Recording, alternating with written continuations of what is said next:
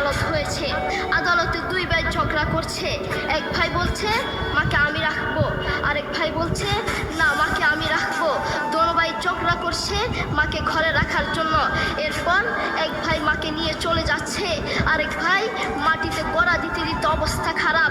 Saudi আরবে আদালত হয় মা বাবাকে ঘরে রাখার জন্য, আর আমাদের দেশে আদালত হয় মা বাবাকে ঘর থেকে বের করার জন্য। ঠিক কিনা? তোমাকে বলছি, তোমার বন্ধু তোমার আপন নয়, তোমার বউ তোমার আপন নয়, তোমার শ্বশুর শাশুড়ি তোমার আপন নয়। এই পৃথিবীর বুকে আপন হলো তোমার মা এবং তোমার বাবা। করোনা আসার পরে প্রমাণ করে দিয়েছে কে আপন। এক মেয়ে তার মাকে ফোন করে বলছে, মা আমার স্বামীর করোনা হয়েছে। মা বললেন সাবধান, তার কাছে যাবি না, আমি সকালে সিএনজি পাঠিয়ে দিব, তুই টপ করে সিএনজিতে উঠে যাবি।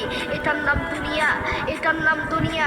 করোনা হওয়ার পরে বন্ধু বন্ধুর কাছে যায় নাই, করোনা হওয়ার পরে শ্বশুর শাশুড়ির কাছে যায় নাই, করোনা হওয়ার পরে স্বামী স্ত্রীর কাছে যায় নাই। কিন্তু করোনা হওয়ার পরে এখনো ইতিহাস আছে মা তার ছেলেকে গিয়ে চুমু খেয়েছে। করোনা হওয়ার পরে এখনো ইতিহাস আছে বাবা তার ছেলেকে কাঁধে নিয়ে হাসপাতালে গিয়েছে। ঠিক কিনা? তুমি তোমার মাকে কিছু মনে করছো না, তোমার মাকে তুমি ঘর থেকে বের করছো। ছেলে বিদেশ থেকে এসে শ্বশুর বাড়িতে গিয়েছে, তারা তাকে উল্টাপাল্টা বুঝিয়েছে। এখন বাড়িতে এসে সে বলছে মা তুমি আমার টাকায় খাও, আমার ঘরে থাকো, আবার আমার বউকে পিটাও। এই কথা শোনার পরে কি কোনো মার কলিজা আছে? মা বাথরুমে গিয়ে আধা ঘন্টা কাঁদতে লাগলেন। কেঁদে উঁচু করে নামাজে দাঁড়ালেন। নামাজ পড়ে আল্লাহর কাছে বলতে লাগলেন, আল্লাহ তুমি আমার মার উপর রাগ করিও না, আমার ছেলের উপর রাগ করিও না, ও ভুল করেছে, তুমি আমার ছেলের উপর রাগ করিও না, আমি আমার ছেলেকে বুঝাবো। এরপর মা গিয়ে ছেলেকে বুঝাচ্ছেন, বলছেন বাবা তুমি আমাকে বের করে দিবা, সমস্যা নেই, তুমি আমাকে বের করে দিও, কিন্তু আমার একটা স্বপ্ন আছে। ছেলে বললেন কি স্বপ্ন বলেন? মা বললেন তুমি বাজারে গিয়ে একটা পাকা আম নিয়ে আসবা, এসে তোমার বুকের উপর রাখবা, সকালে উঠে ওটা আমি খাবো। এরপর ছেলে বললেন আচ্ছা ঠিক আছে। ছেলে বাজারে গিয়ে একটা পাকা আম নিয়ে আসলো, এসে বুকের উপরে রাখলো।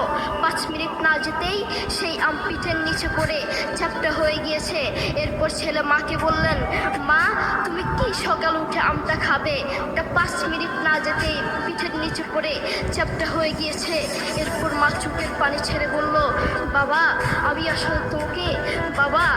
আসলে তোকে খাওয়ার জন্য বলি নাই, আমি আম খাওয়ার জন্য বলি নাই, আমি তোমাকে বোঝানোর জন্য বলেছি।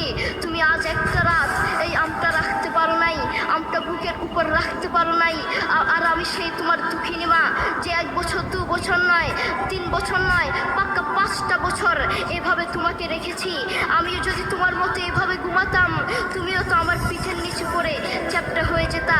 এরপর ছেলে চোখের পানি ছেড়ে বলল মা আসলে আমি বুঝতে পারি নাই তুমি কি জিনিস।